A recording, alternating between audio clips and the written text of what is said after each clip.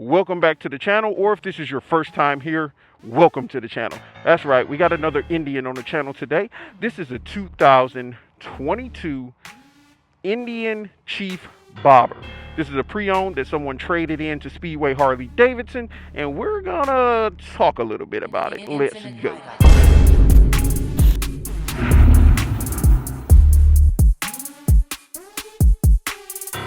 So really quick, let's go over a few of the specs on this motorcycle. This bike comes with a 1,811cc 49-degree V-twin that is putting out 107 foot-pounds of torque. You see that right there? Yeah, I googled it. That's how I got the information. It comes with a 4-gallon tank, a solo seat, forward controls. This one actually has an aftermarket Freedom exhaust on here, which literally sounds good as hell. It weighs 670 pounds. It comes with a wet clutch. You've got rider modes such as Sport, Standard, and Tour. It's got ABS as well as cruise control. You've got full LED lighting, LED headlight, LED turn signals, LED brakes and turn signals in the rear.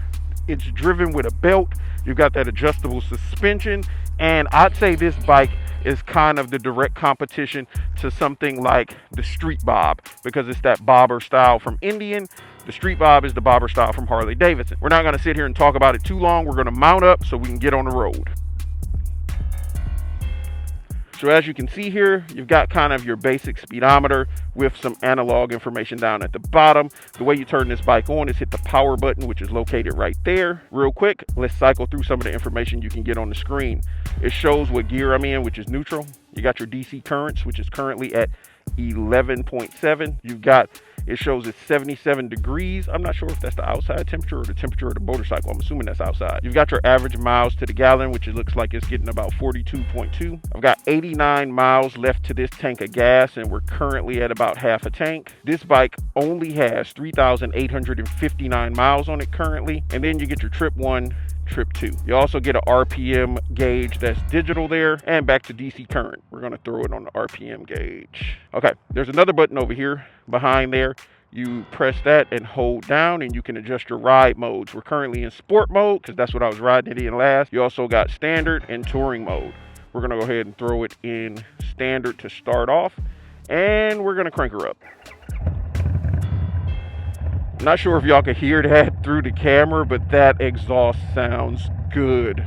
All right, let's get to moving. So we'll go over ergonomics while I'm sitting here. I am 6 feet tall. I'm just gonna go ahead and say 230 pounds or so. Might be right at 230 or a little bit less. And this bike has forward controls, so it is quite roomy. Looks like the handlebars are about a few inches below shoulder height, which is kind of typically where I like my handlebars on a cruiser, because it's comfortable and you can do a little bit longer riding with the placement there. When they're a little bit too high, when they're like up here, my hands tend to go numb because a lot of the blood is rushing out of your hands. So I'd say if you want tall bars, you want to go with about shoulder height or below. You get more control the lower your bars are. I've learned that. The bike feels actually quite good. I'll say the build quality, it feels like more metal on it. It feels better to me than the Challenger as far as build quality. And this Freedom exhaust sounds crazy. When going into gear and shifting gears, you get a solid feedback or solid feel. This wet clutch, it feels good, but when you're in sport mode, we'll talk about that when I jump into sport mode. All right, let's pull out.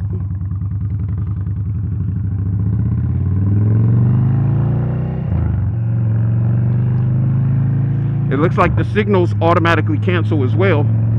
Now, this seat that's on here, it is doable, but it's definitely not the most comfortable seat. There's kind of like a, I don't know, like a knot or bulge right where my tailbone is that I'm feeling, and that's, I guess it's because of that minimalistic look to it, but it feels a little bit too firm right where my tailbone is. I don't know if I got extra tailbone back there or something, but I'm not enjoying that. But I just slid up a little bit and it feels a little bit better. But there's not much lower lumbar support on this bike, as far as for locking you in the seat when you like roll on throttle or something like that. And the bike does have quite a bit of torque. I mean, you got 670 pounds is what this motorcycle's weight is at. There's a lot of wind, so if you're hearing a lot of wind noise, I do apologize. But the bike is right at around 670 pounds, and you're putting out 107 foot-pounds of torque out of a motor that is 1,811 cc's. So you feel like you need a little bit more lower lumbar support to actually be ripping on this bike. But again, it's a bobber. It's meant to cruise. It's got that fatter front tire than your typical cruiser motorcycle would have, and overall the bike feels pretty good. It definitely feels different than your street bob would feel. So it's kind of hard to choose between the two of which one I like the ride of more. Now, if you do some things to customize your street bob, which that's one of the benefits of owning a Harley-Davidson, there's unlimited things you can do to customize those bikes, then I'd say the street bob is a winner, because the street bob that they have up at Speedway Harley-Davidson right now, the way it's customized is insane, and it rides. I like the way it rides a little bit better than this one. But the way this bike is compared to a stock street bob is where I'm having trouble deciding. And to be fair, this one's pre-owned. There's no telling if they've done anything to the motor, and it's got that 2-in-1 exhaust, so I'm sure it's at least tuned. I'm about tired of standard mode. We're gonna switch into let's see, hold it down for modes. Let's jump into sport mode. There we go. We're in sport mode now.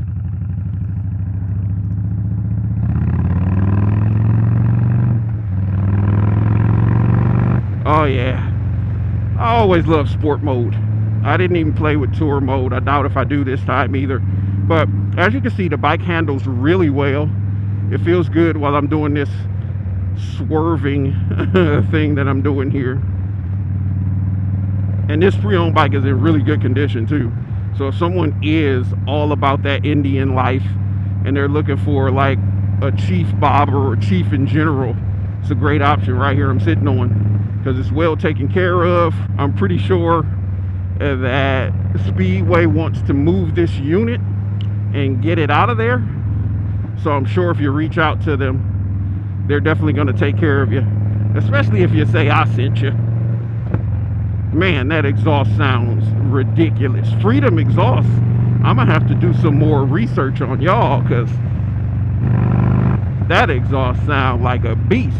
Now recently I did ride the Indian Challenger Dark Horse, and I feel like this bike, the way it's built, as far as its build quality, is a lot better than the Dark Horse. The Dark Horse felt more plasticky, and like they cut corners when it came to like the fit and finish of the actual motorcycle. This one, it's a lot more metal on here. It feels more solid. The only thing I've noticed where I feel like they cut corners on is kind of your the little housing for your controls right here. This part, it's kind of got that plastic feel that feels unfinished, unrefined. It's just like they threw them on there.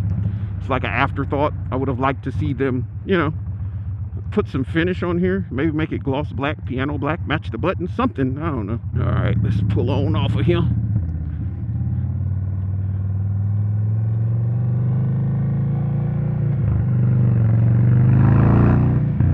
Yeah, this is a torquey motorcycle, and I think it has to do, of course, with those different modes that you're offered. And I'm pretty sure this bike had to have been tuned. The way this 2-in-1 sounds is crazy. But I don't ride a lot of Indians. My favorite Indian that I've ever ridden was the FTR. I love that bike. That bike rides so good. And this is probably going to be my second favorite bike from Indian that I've ridden. And let's see, what all have I ridden? I've ridden the FTR, I've ridden this, I've ridden the Challenger, and I also rode a Scout before. And out of all of them, the FTR is going to be #1, and then this bike right here, this Chief Bobber. I like the way it rides. I like the way it handles. It feels good. It's a good feeling motorcycle. Again, looks are all subjective, but I do like the look of this. But that's because I always like all blacked out motorcycles. But the look of this bike, it does look good. It's not a bad looking machine.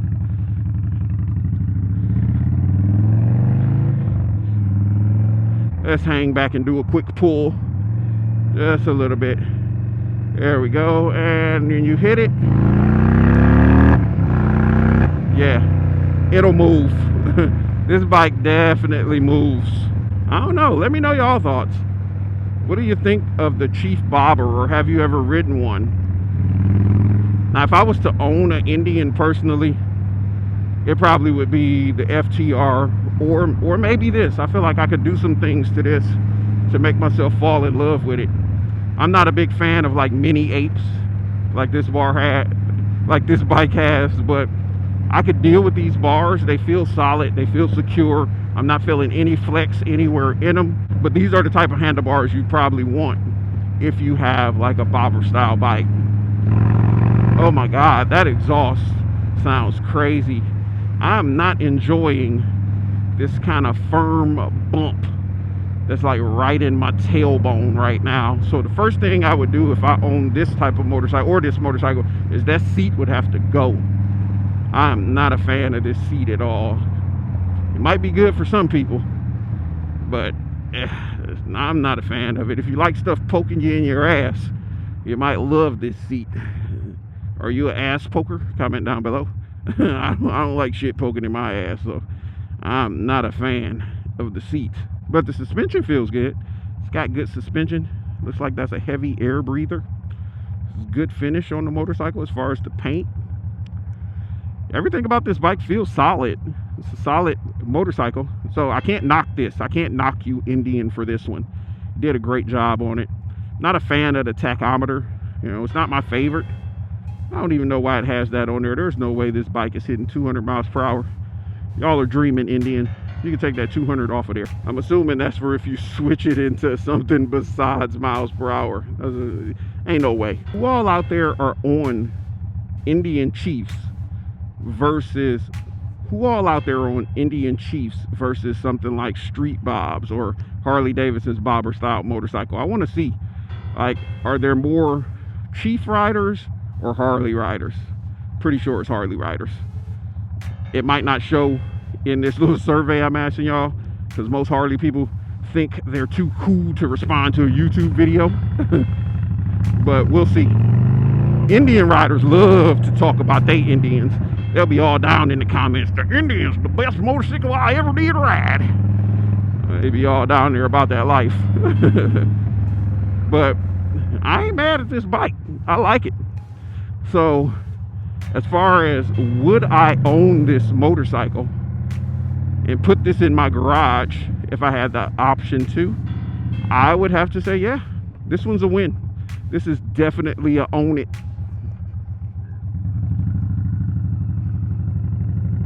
We're gonna pull it back up here with the pre-owned motorcycles. Look at all these pre-owned Speedway has up here. You got right there next to me, that's an 883, and then you've got a Nightster, a Standard, another Standard. Then you've got a Street Bob, which is what I would compare this to. These two are kind of comparable. Then right here is a Sportster S. Let me hop off. So here we go. This is a Street Bob. It's been styled a little differently than I would style it. The pre-owned owner obviously set this up to do some longer rides. It's got the big butt seat on there. Vance hides in this windshield. I wouldn't set my Street Bob up like this, but there's a comparison. That's a Street Bob versus the Indian over there. They also got this Fat Boy out here. Then they've got this Heritage. They've got this Sportster S, another Sportster S. You also got the Fat Bob, which is one of my favorite Harleys. I need to do some more content on one of those. You got the V-Rod, just like the one I used to own that I just let go. And this is how it looked when I got it. Then you got another Fat Boy over there. There's a Slim right there. So there's a huge amount of inventory out here. Let's take a look. These are some other pre-owned. They got more inside too. But we're out here, so why not show it to y'all? You got the standard road glide. You've got a street glide in that denim black, which I love.